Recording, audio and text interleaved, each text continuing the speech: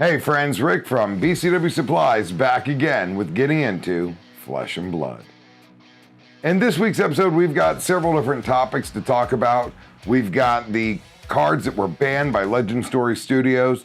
We have Tales of Aria release weekend happening this Friday. And we also kind of want to talk about the new meta era, which will be the Tales of Aria Legal, Classic Constructed format, and Blitz format. So without further ado, let's get into where I've been. The last video I made, I was in Vegas, and it was right after the world premiere Tales of Aria event. After that, I was at the Calling. Unfortunately, day one, round one, my back went out and I was unable to compete due to being in a lot of pain. So I apologize to anybody expecting to see some good results or at least see me play through the day. I was unfortunately unable to compete comfortably or sit comfortably. So I did go ahead and drop from the event. My back is feeling better. I'm back at it. And I did play in the ProQuest. Did not do so well. Unfortunately, I wasn't able to build the Prism Pile, which is the default Monarch sealed deck. Oh, you don't have enough cards to do this, this, or this. Build Prism. My pool was really weak, and I'm going to say that I may or may not have built the best that I could. It just didn't line up well for me. But that's the breaks. I did play most of the rounds in that event, was not on a winning record, and then ended up dropping to do a draft for Tales of Aria that some of my teammates were able to get me into through tickets. So I did get to do another limited Tales of Aria event in Vegas, which was a booster draft, a 3-round event. I did try to draft all of them. Unfortunately, most people in that event, it was at the end of the day on Sunday. A lot of people played one round and then kind of just dropped out. Wasn't a lot of prize support because you got to play with the new cards. So people kind of just got the packs, built a deck, played one round, and then left. Which was fine. It had been a long weekend. I came home, ended up going to Gen Con for my job with BCW. I worked at the booth from Wednesday, Thursday, Friday, Saturday, and Sunday. Unfortunately, I did not get to play in any pre-releases. I got home, took a couple days off, and now I'm back in the studio putting this video together for you guys. And right before I start putting this video together, I noticed that Legend Story Studios had addressed the chain, I don't want to say it was an issue, but this chain saturation, if you will, at the Calling as well as the Road to Nationals, the consistency that the deck was putting up, and they decided to ban Seeds of Agony. Now, they banned the blue, the yellow, and the red. I've heard a lot of content creators as well as the general public talking about why did they just ban all 3 colors. We have 3 separate cards that are all the same card. They could have just banned the yellow. They could have just banned the red. They could have done something to it other than banning all 3, because you essentially took 9 cards out of the deck that was the main non-attack action, that was a blood deck card that was free to play from chain, which makes the setup in the engine not run as smoothly. I still have hope that there will be people out there that are able to put in some work and find ways around it. I don't think chain is dead. I think that particular build of chain is dead. I think there is a way to potentially see chain rear his ugly head at Nationals and catch everybody off guard, assuming or thinking that he'd be dead because of the ban. A little bit more concerning was the ban or premature ban of Duskblade. They did admit that this card was not really tested. It was a last minute addition, really a throwback to the Monarch set, and didn't really fit the need of the game at this time, and that it was potentially broken. And looking at that card, I believe everybody on my team thought, yes, that card is insanely broken. And I think chain would have been just fine if that card, if Seeds had gotten banned, but that card was still available to him. I think you would have still seen a lot of chain. I know I played Briar in the sealed event for the world premiere event, and I would have loved to open that card. It is an awesome card. Nevertheless, it is banned only in Classic Constructed. You can still play it in Blitz, which is odd because the set hasn't even really come out for release yet.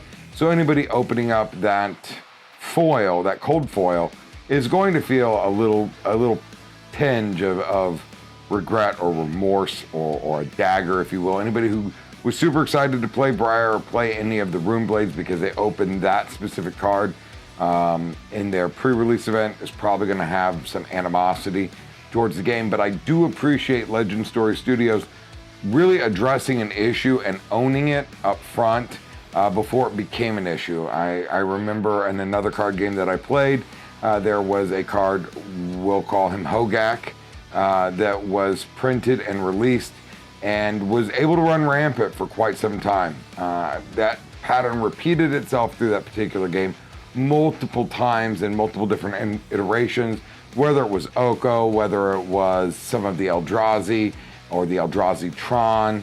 I remember this vividly. I played that game during that time span. I'm intentionally not naming it. I'm sure you guys all know exactly what game I'm talking about. If you don't, keywords, Hogak, Eldrazi Tron, you'll be able to figure it out. But the point is that there was no ownership of, we didn't really test this with X, Y, or Z. That owning that and apologizing about it and correcting it early is a big step for a new game. And they're really taking examples of what the community has asked other games to do in the past when they have ignored an issue for a long period of time. Whether it's 3 months or 6 months, when you're playing in that format, it felt like an eternity. So it was nice that it was addressed. Hopefully this is a hard lesson that is learned by Legend Story Studios. I think they still put out a phenomenal product. I think that their ownership of these issues and the timing and the apologies are phenomenal. Very rarely do you see any kind of communication like that from other publishers, as far as I'm aware of. And I absolutely loved it, and I'm still a fan. So if you're listening, Legend Story Studios, thank you for handling this in a very clear, concise manner. On to Tales of Aria. We've got release coming out. I'm going to be doing a couple of box openings for this channel. I'm going to do a couple of them at a local game store in southern Indiana. So be on the lookout for those. I'm going to try and get one up on Friday and one up on Saturday. Really, I don't like to do a lot of box openings because you're not getting anything new. It's more of, hey, look what I opened. But it is a chance for some people to hear some thoughts on some cards. I'm going to try and have some thoughts on some cards, not all of them. I haven't had a chance to extensively play test with all of them, but I do have some favorites that I'm hoping to see. And if I see them, I want to talk about them. And we're also, let's see what kind of goodies I may get in these booster boxes.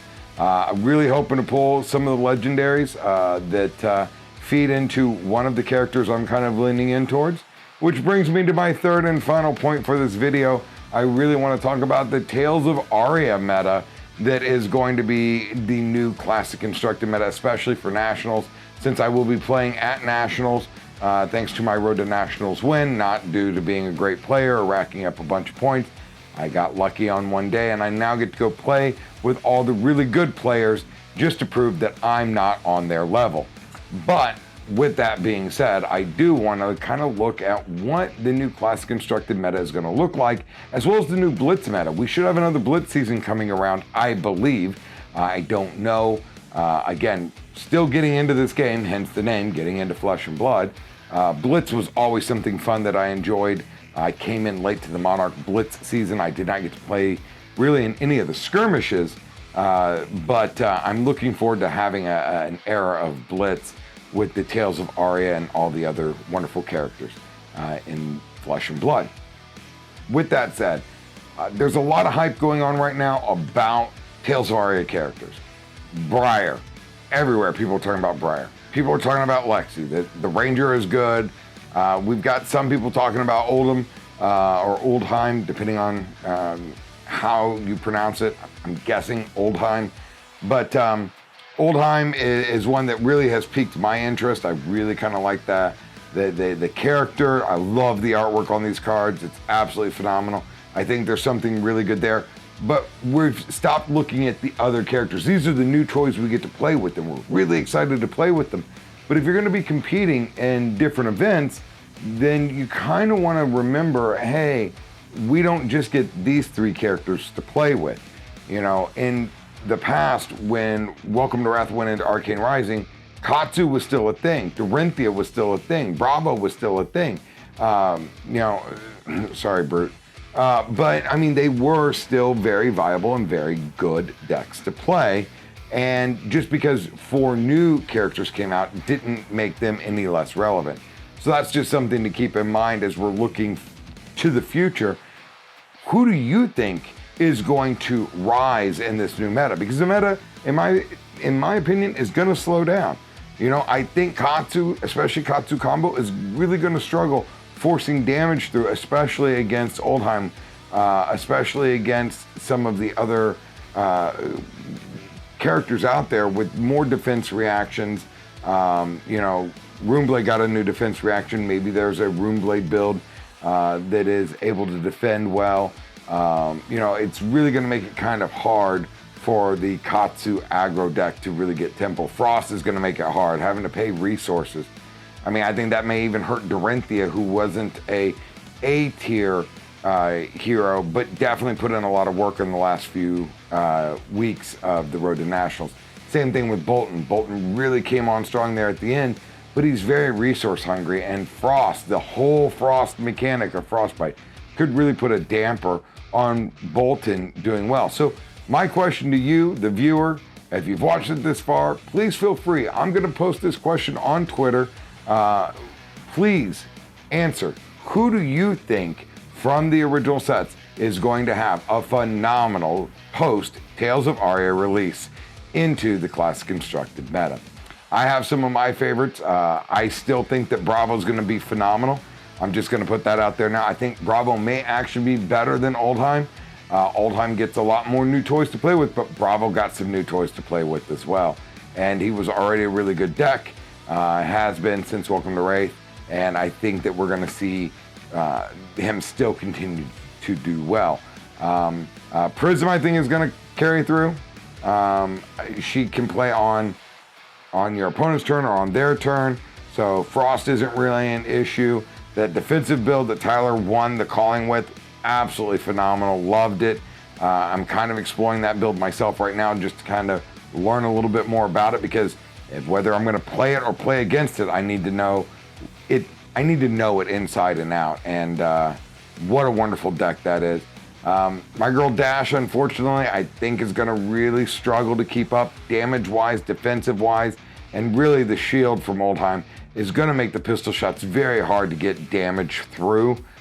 Being able to block, and the fact that she has to close the chain so it can block with it again, really going to put some pressure on Dash to be able to put up enough damage to kind of get through the defenses.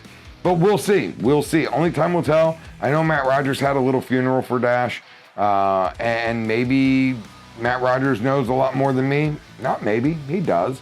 But maybe there's something out there that we haven't seen. Who knows? And again, I've got videos planned to come up this weekend with box openings from the Tales of Aria. I've got at least 2 of those. And then next week, I'm going to be showing you something really cool, I think, as we're going to talk about one of the BCW products and how I have transitioned everything from my folio collection into a storage box collection. So until next time, friends, remember, when it comes to protecting, storing, or displaying your hobbies or collectibles, BCW has you covered.